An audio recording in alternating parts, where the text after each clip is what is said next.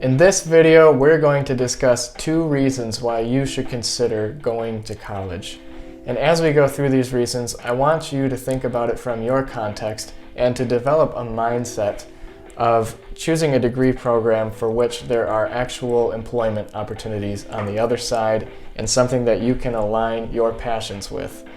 And so thank you for tuning in, and please, if you're finding value out of this content, smash that like button and subscribe as we at Value Way of Life continue to explore ways where you can bring value to your context. And I'll start off with a personal testimony on my experience with going to college. So basically throughout my upbringing, I was brainwashed into going to college. So I can remember as a kid, we'd be riding around in the car and my mom, she'd just throw these things out there sometimes. She'd ask, "So what do you want to be when you grow up?" And I'd think, and I'd say, "I want to be an artist." And she'd kind of face palm and she'd go, "No, something that ends in ist, that would be great, but think a little bit deeper." And I'd pause and I'd think, and I had braces at the time, so I said, "An orthodontist." And she said, "Yeah, that's what we're talking about, Jordan." And so now you have to think about getting good grades so that you can get into a good college so that you can be an orthodontist. And I'm not an orthodontist today, but I think my mom's still proud of me and I'm excited about my career path. And also I really do appreciate that I had parents that valued higher education and that they pushed me to go to college. So if you're a parent, definitely show this video to your kids. All right, the first argument for why you should consider going to college, and I will call this the inherent argument. When I think about the inherent value of education, I'm reminded of the 2010 movie, The Book of Eli. Spoiler alert, if you haven't seen it, it's been 10 years. Anyway, in the movie, it's set in a post-apocalyptic nuclear holocaust in the United States, and the protagonist, Eli, played by Denzel Washington, is traveling across the desolate land to bring a book to a place that will preserve it and make copies of it. And throughout the film, he encounters immense enmity, both from those interested in stealing his resources as well as from his nemesis, who realizes he has this powerful book for which the nemesis has been relentlessly seeking. And it turns out this book is the Bible, and Carnegie, Eli's nemesis, understands that it contains the ability to strongly influence people, and Carnegie wants to use this to wield it over the population that he's trying to manipulate. And so throughout the movie, Eli's just fighting off Carnegie's men and he's winning, and it's brutal and gory, but you know, Denzel, he takes on some cool roles. So he's just fighting these guys and he's getting there, and he fought through them all and he's still got the book, and he gets almost to his destination, and Eli's men catches up to him and they shoot him and leave him for dead and take the Bible and they bring it back. But here's the powerful part of the movie. Eli's men, they bring it back, or Carnegie's men, they bring it back and they open it and it's in Braille and none of them can read it, and most of the population overall is illiterate because it's been so long since this nuclear holocaust began. And you're just going, man, he was gonna make it. And it shows Eli again, and he got to his destination and he's dying, but then the movie hits you. He recited from memory to the scribes the entire Bible as he was bleeding out and dying, and you lost all hope that this movie was going anywhere. He did it. And that is the inherent power of education. Once you have it, nobody can steal it from you. And so that's the argument. Your education is evergreen. And what do I mean by evergreen? Evergreen is a subject that is timeless. It's something that remains beyond all cycles and storms in your life. You can steal a book, you can steal all your material possessions, but nobody can steal what's inside your head. And so, as you consider a college education, remember that value.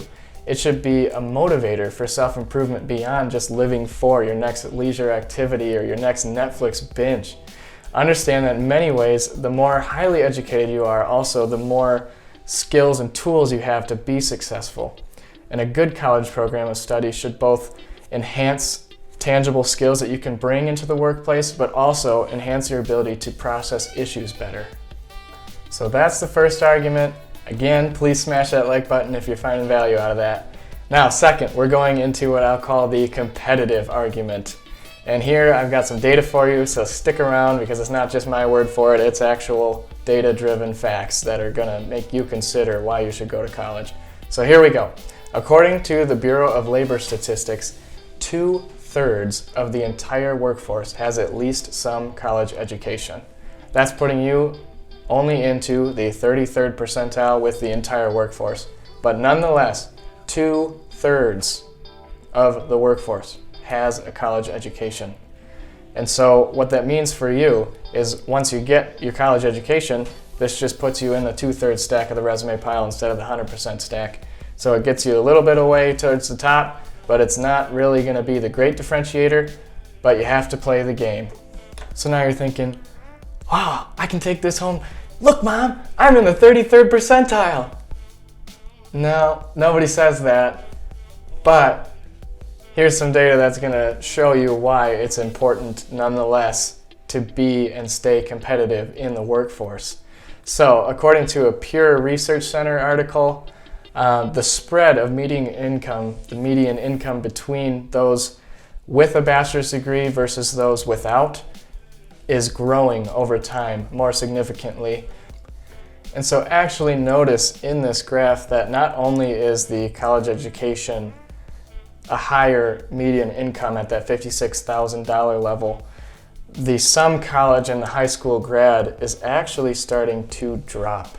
So it's almost as if the workforce has hit this tipping point where all of a sudden so many people have a bachelor's education that that's the willingness to pay in the marketplace. It's no longer necessarily needed for those that have some college or high school grad only. And here's another chart from the Pew Research Center that shows a similar trend. So you see over time, what has that gap looked like and is it growing? So you'll see in the silent generation, the gaps between college, some college, and having a bachelor's degree was a pretty linear spread. You could pretty much expect, okay, here's where I'm going to be if I get another tier of education. Here's where I'm going to be with an additional tier. But as you see, as you go through the generations of baby boomers and Gen X and now millennials, what's happening is that gap is actually increasing more and more. And again, I want to say that's probably because of a tipping point of so much of the workforce having a higher level of education that those without are less and less needed. And now here's what I think is one of the most compelling graphs that shows you the value in having that college education. Again, this is from the Bureau of Labor Statistics, and what it shows is the unemployment levels over time based on your education tier. And the one I want to point out is in 2008 during the recession, look at the difference between some high school education and a bachelor's degree. There is literally a 50% difference in the unemployment rate between those that didn't have a bachelor's degree and people that did. That is huge, and that's going to keep you financially stable throughout economic recessions, rather than just you're going, and you're expendable, and you're going, and you're expendable throughout your entire career, and you're dealing with that your whole life.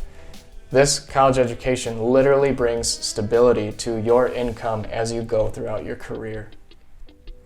And so that concludes the second argument, the competitive argument, which really the point is you have to play the game in the workforce. And the data shows it. And now to apply this to your context as you're considering a college education. And I want you to remember this quote from Albert Einstein. Education is what remains after one has forgotten what one has learned in school. I'll say it again. Education is what remains after one has forgotten what one's learned in school. And so this is what you're actually going to glean beyond that education that you're getting. So think back both to your past education and as well as your intentions of going to college.